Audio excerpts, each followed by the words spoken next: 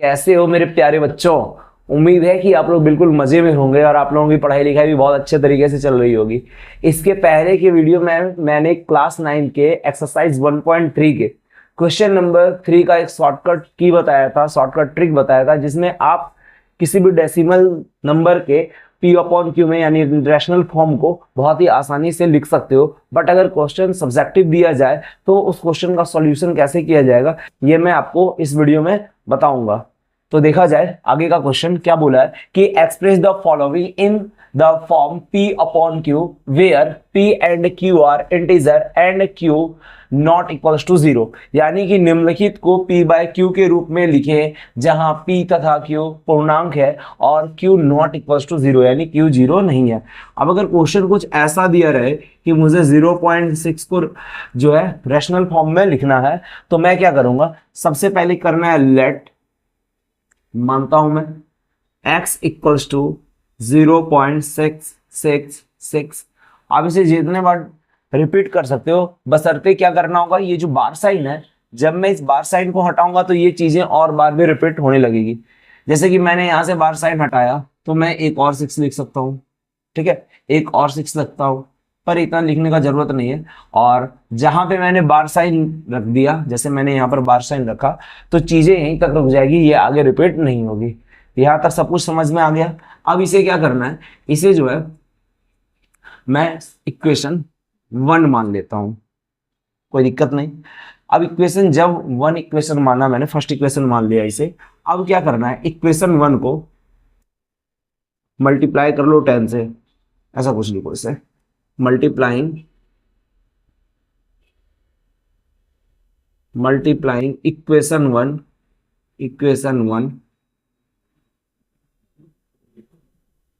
From 10 से multiply करने पर, मैं इसे हिंदी में लिख रहा हूं, समीकरण 1 को 10 से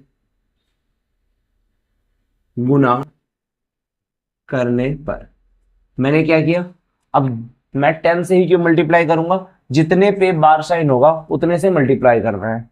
यहां तक चीजें क्लियर हो गई। तो 10 से मैंने गुना कर दिया, इधर भी 10 से करना है, इधर भी 10 से करना है। जब मैं इधर से करूंगा तो ये 10x हो जाएगा, और जब मैं इसे 10 से मल्टीप्लाई करूंगा तो देखो इसका नॉर्मल सा ट्रिक है, जितने बार 0 से मल्टीप्लाई करना है पॉइंट उतने बार किधर होगा, राइट साइड जाएगा। जैसे मैंने 10 से मल्टीप्लाई करा तो ये पॉइंट एक बार जो है राइट साइड जाएगा, मैं इसे 100 से मल्टीप्लाई करूंगा तो 2 बार राइट साइड जाएगा। ऐसा इसे करना है। तो 10x इक्वल्स टू क्या हो जाएगा, 6 अपॉन 666। अब आप बोलोगे कि यहाँ पे पॉइंट के पहले एक 6 आ गया, पॉइंट के बाद में यहाँ डेसिमल के बाद 3 6 था, यानी सब मिला के यहाँ पर 3 6 था, तो आपने 4 क्यों लिखा। तो देखो डेसिमल के बाद आप कितना भी लिख सकते हो, डेसिमल के बाद आप कितना भी लिख सकते हो। मैंने डेसिमल के पहले एक रखा क्योंकि इसे 10 से मल्टीप्लाई करना था, उसके बाद डेसिमल के बाद 2 बचता। मैं अगर इसे 10 से मल्टीप्लाई करता तो डेसिमल के बाद 1 हुआ, डेसिमल के बाद 2 बचता, बट मैंने एक और बढ़ा लिया क्योंकि यहाँ पर डेसिमल के बाद 3 है, तो यहाँ पर भी अपने को डेसिमल के बाद 3 ही रखना है। यहाँ तक चीजें क्लियर हुई। इसे इक्वेशन सेकंड मान लो। अब क्या करना है, सेकंड में फर्स्ट को मल्टीप्लाई करो, सबट्रैक्टिंग इक्वेशन 1 फ्रॉम 2 में 1 को माइनस करने पर, समीकरण 2 में 1 को घटाने पर, जब मैंने क्या करा, 2 में 1 को मैं माइनस करूंगा तो यहाँ पे क्या है, ये 10x है, 10x में मैंने x को माइनस कर दिया, इक्वल्स टू 6.666 बार साइन में मैंने 0.666 बार साइन को माइनस कर दिया। 10 में से x चले गया तो 9x, और ये पूरा में से 6 में से 0 गया तो 6 में से 6 गया 0, 6 में से 6 गया 0, 6 में से 6 गया 0। यहाँ तक कोई दिक्कत नहीं, यानी बच गया अपना 6। अब मैं इधर x को अकेला रखता हूं तो ये क्या हो जाएगा, 6/9, यानी कि फाइनली इसके आंसर 2/3 आ जाएगा। ये क्वेश्चन नंबर 1 का सॉल्यूशन हुआ। अब मैं आपको क्वेश्चन नंबर 2 और 3 भी करा देता हूं क्योंकि इसका रूल जो है। तो गाइस अगर मैं यहाँ पर देखूं इसके क्वेश्चन नंबर 2 को अगर देखा जाए तो इसके क्वेश्चन नंबर 2 में क्या है, 0.47 क्वेश्चन है और बार साइन सिर्फ 7 पे है ना कि 4 पे। इस बात को अच्छे से ध्यान देना है कि बार साइन है किस पर। तो सबसे पहले मैं क्या करता हूं, लेट x इक्वल्स टू 0.47 मैंने ऐसा मान लिया। यानी कि अब मैं इसे क्या लिख सकता हूं, इसे मैं क्या लिख सकता हूं, x इक्वल्स टू 0.4777। अब आप बोलोगे कि 474747 लिखना था, नहीं 4747 नहीं हुआ क्योंकि बार साइन सिर्फ 7 पे है ना कि 4 पे, इसलिए रिपीट कौन होगा, 7 होगा। इसे मैं इक्वेशन फर्स्ट मानता हूं। अब क्या करना है, फिर वही करो इक्वेशन 1 में जितने पे बार साइन है, सबसे पहले जितने पे बार साइन है उसको मल्टीप्लाई करो। तो यहां क्या करूं, multiplying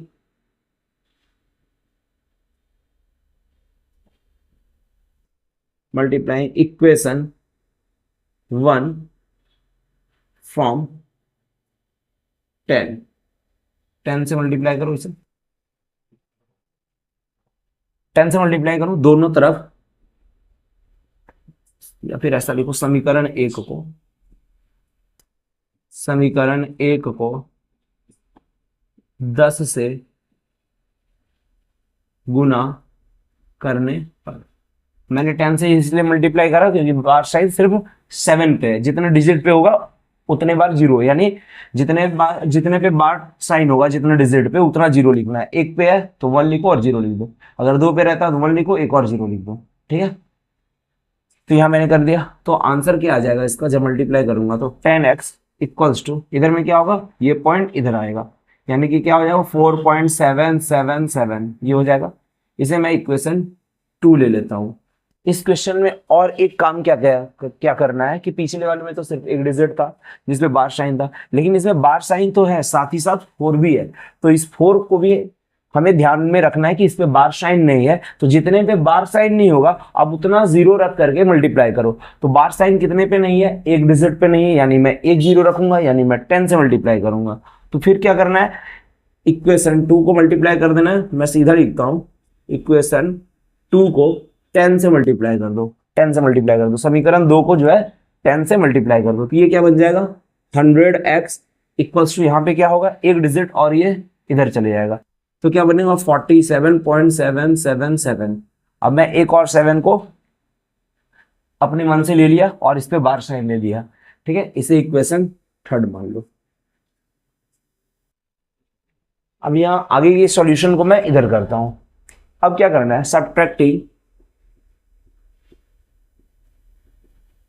subtracting equation 1 from 2, second में फर्स्ट को माइनस करने पर, समीकरण 1 को 2 में घटाने पर समीकरण 1 को 2 में घटाना है, तो समीकरण 1 क्या है 10x है, ये 100x है, यानी कि 100x में से 10x को माइनस कर देना है, और ये क्या होगा 47.777 बार साइन माइनस 4.777 बार साइन। जब मैंने 100 में से 10 माइनस करा तो कितना आ गया 90x इक्वल्स टू 47 में से 4 गया 43, 777 ये कैंसिल हो गया, x इक्वल्स टू क्या बचा 43/90। ये आपके आंसर आ गए क्वेश्चन नंबर 2 के।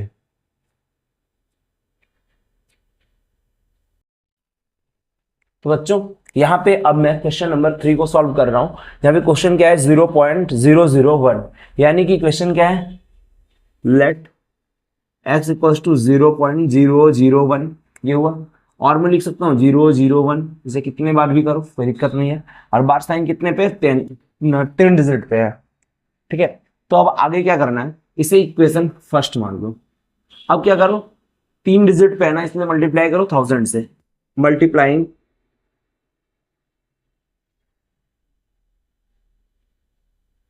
इक्वेशन 1 फ्रॉम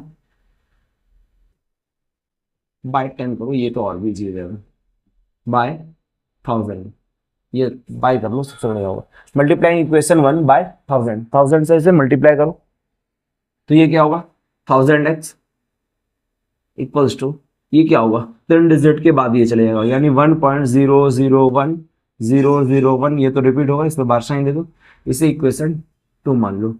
अब क्या करना है, सब्ट्रैक्टिंग सब्ट्रैक्टिंग इक्वेशन 1 फ्रॉम 2 में अब 1 को माइनस करो तो 1000 में से x माइनस करना है, 1000 x में x माइनस करो तो ये क्या होगा 1.001001 ये होगा माइनस 0.001001। ठीक है, अब मैं क्या करूं, इधर पॉइंट के बाद वाली चीज तो दोनों में सेम है इसलिए ये 0 हो जाएगा और 1 में से अगर 0 गया तो 1 बच गया और यहाँ पे क्या होगा 999x, तो x का वैल्यू क्या होगा 1/999, ये होगा आंसर। यहां तक मैंने क्वेश्चन नंबर 3 के तीनों क्वेश्चन सॉल्व कर दिए।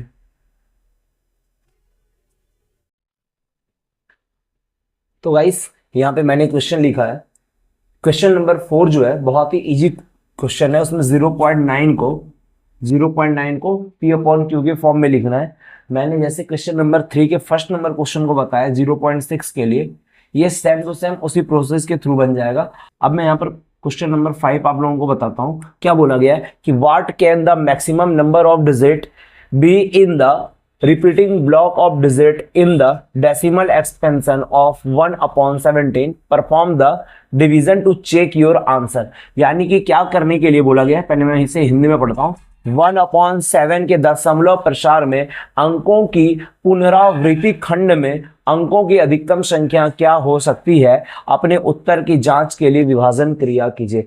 जब क्या किया जाए 17 से 1 को डिवाइड किया जाएगा तो कितने डिजिट होंगे जो रिपीटिंग डिजिट होंगे। कहने का मतलब जब मैं एक बार इसे डिवाइड करूंगा कुछ डिजिट में आंसर आएंगे, पॉइंट में डेसिमल में आंसर आएंगे, उस डेसिमल को जब मैं आगे करते चले जाऊंगा सॉल्व तो कितने डिजिट के बाद वो डिजिट वापस रिपीट करेंगे, तो ये देखना है। तो सबसे पहले मैं इसे आधा डिवाइड दे दूंगा, बाकी आप लोग दे देना। इसे मैं 0 लिखा, अब भी ये डिवाइड नहीं हो रहा, एक 0 दो, यहाँ पे एक और 0 दो। 17 से करो, 17 5 जा 85 होता है, यहाँ पे 15 बचा, 0 लिखो। फिर 17 से दो 8 बार में 136, 14 बचा, 0 लिख दो। अब क्या होगा, फिर 8 बार में जा रहा है तो इसे कितने लिखो 136, 4 बचा। ऐसे ही जब आप इसे डिवाइड दोगे तो 16 डिजिट के बाद ये 1 यहाँ पे वापस रिमाइंडर बच जाएगा, यानी डिजिट कितना होगा, अंक कितने हो जाएंगे 16 अंक, 16 अंक हो जाएंगे इसमें। ठीक है, 16 अंक के बाद ये 1 जो है, ये जो 1 था ये वापस यहाँ रिमाइंडर में आ जाएगा। तो आप लोग इसे लॉन्ग डिवीजन करना है, इसे आप डिवाइड दोगे और डिवाइड देने के बाद आप 16 डिजिट तक इसके जो भी कोसेंट होंगे कोसेंट को लाओगे, वही कोसेंट जो है आंसर हो जाएगा। और उसके ऊपर आपको बस ये बार साइन लेना है। बार साइन इसलिए लेना है क्योंकि वो वापस रिपीट होंगे, क्योंकि यहाँ पर देखो जब डिवाइड करोगे तो फिर वापस 1 आ जाएगा, एक बारी रिमाइंडर 1 आएगा तो फिर आपको 0 लिखने पड़ेंगे, फिर उसके बाद 5 बार में लगेगा, फिर 8 बार में लगेगा, फिर 8 बार में लगेगा, यानी कि यही सारी चीज जो है आगे भी रिपीट होते चले जाएंगे। तो यहाँ तक चीजें क्लियर हो गई। अब मैं आप लोगों को आगे के क्वेश्चन बताता हूँ। तो गाइस क्वेश्चन नंबर 6 जो है ये काफी लंबा है, इसलिए आप लोग क्वेश्चन नंबर 6 बुक से देख लेना। मैं यहाँ पर आपको इसके एक्सप्लेनेशन बताता हूँ। क्या बोला गया है कि कोई भी नंबर जो होगा, कोई भी नंबर अगर P अपॉन Q के फॉर्म में रैशनल नंबर है तो उसके Q के क्या कैरेक्टरिस्टिक्स होंगे, ये आप लोगों को बताने के लिए बोला गया है। तो मैं सबसे पहले लिखता हूं कि वी नो डेट, यहां पर लिखना हम जानते हैं कि denominator of a rational number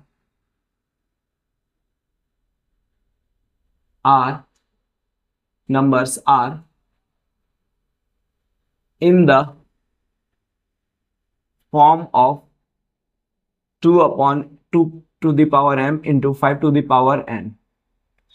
ठीक है, यानी जो भी रैशनल नंबर होंगे उसके जो फॉर्म होंगे, रैशनल नंबर के जो डिनोमिनेटर होंगे उसके फॉर्म क्या होंगे 2 to the power m and 5 to the power m के फॉर्म में होंगे।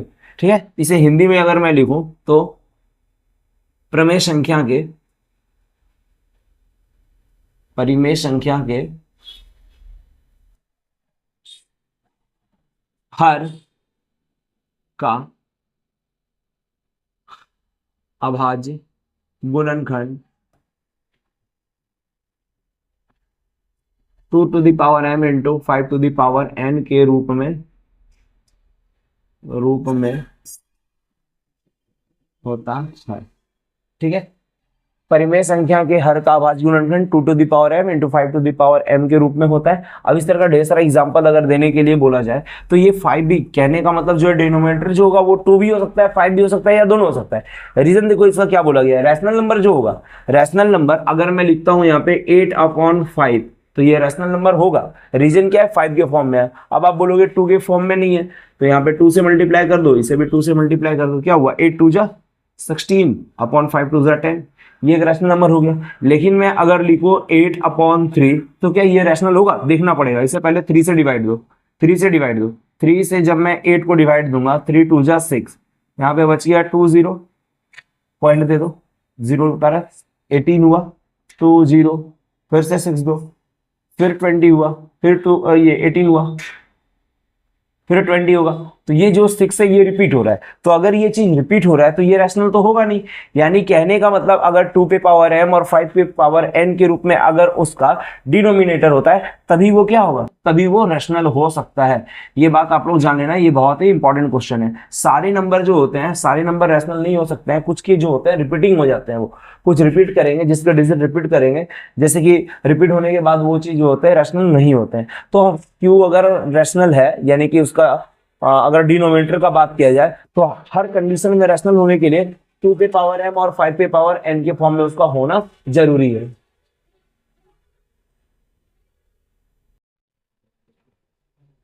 तो बच्चों अब मैं आप लोगों को 7 नंबर क्वेश्चन का सॉल्यूशन बता दे रहा हूं।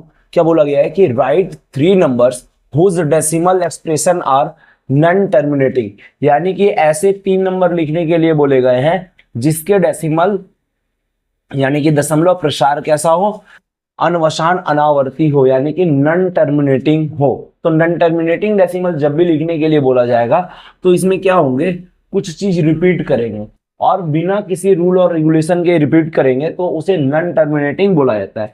जैसे कि मैंने लिखा 0.101, ठीक है, चलो ये तो समझ में आ रहा 101 है। अब यहां पर आ जाए 001, तो ये 001 कहां से आया, 000, फिर देखो अपने आप एक जीरो बढ़ गया बिना किसी रीजन के। तो ऐसे जितने भी डेसिमल होंगे सारे के सारे डेसिमल क्या होंगे, नॉन टर्मिनेटिंग होंगे। ठीक है, इसमें आप और भी जीरो बढ़ा सकते हो, ये हो गए, ये पहला था। अगर दूसरा बोला जाए तो 0.20202, 002, 000, ये हो गए। ऐसे ही 0.302, 002, 000, क्या सिर्फ ऐसे हो सकता है, नहीं, आप इसे और भी लिख सकते हो, जैसे 0.312, 112, 11112, 1112, ठीक है, ऐसे बहुत सारे आप जो जो चाहो आप लिख सकते हो। ठीक है, ये मैंने बता दिया। आप इसमें और भी कुछ कर सकते हो, जैसे कि 0.102, 002, 000, ऐसे ये और भी होते चले जाएंगे। ठीक है गाइस, ये 7 नंबर क्वेश्चन हो गए। अब मैं आपको क्वेश्चन नंबर 8 बता रहा हूं। तो बच्चों अब मैं आप लोगों को क्वेश्चन नंबर 8 बता रहा हूं। इसमें क्वेश्चन क्या बोला गया है, find 3 different irrational number between the rational numbers 5/7 and 9/11, यानी कि 5/7 और 9/11 जो है दो रैशनल नंबर है, उसके बीच के 3 इरेशनल नंबर को लिखना है। तो बच्चों सबसे पहले ऐसे क्वेश्चन में क्या करना होगा, ये दोनों तो रैशनल नंबर है, रैशनल के बीच अगर लिखा जाएगा तो नंबर जो है p/q के फॉर्म में ही आ जाएगा, यानी वो रैशनल हो जाएगा। इसलिए इरेशनल में करने से पहले क्या करना होगा, दोनों नंबर का डेसिमल निकालना होगा। तो डेसिमल कैसे निकालेंगे, दशमलव कैसे निकालेंगे, तो 7 से पहले 5 को डिवाइड कर लो और 11 से 9 को डिवाइड कर लो, 2-3 डिजिट तक इसको पॉइंट के डेसिमल के बाद 2-3 डिजिट तक इसको डिवाइड कर लो, तब फिर सही हो जाएगा। मैं यहाँ पर पॉइंट देके 0 लिखा, 7 7 जा 49, 1 बच गया, 0 लिखो एक बार में, 7 हो गए, 3 0 लिखो, 4 बार में 28 हो गए, 2 लिखो 0, 6 बार में, अरे क्या करना होगा, 2 बार में 14, 6 बच गया, ये मैंने करा। अब यहाँ पे जो है 11 से 9 को पॉइंट दो, 0, 11 8 जा 88, बच गया 2 0, 11 1 जा 11, 9 0, 8 जा 88 2, ठीक है। फिर तो ये चीज रिपीट होगा, तो 8 1 8 आ गया। अब इन दोनों के बीच में बोला गया है 3 इरेशनल नंबर लिखने के लिए, तो मैं क्या करूंगा, सबसे पहले जैसे कि 7 1 है ना, इसे 0.72 लिख लो, ठीक है, 72।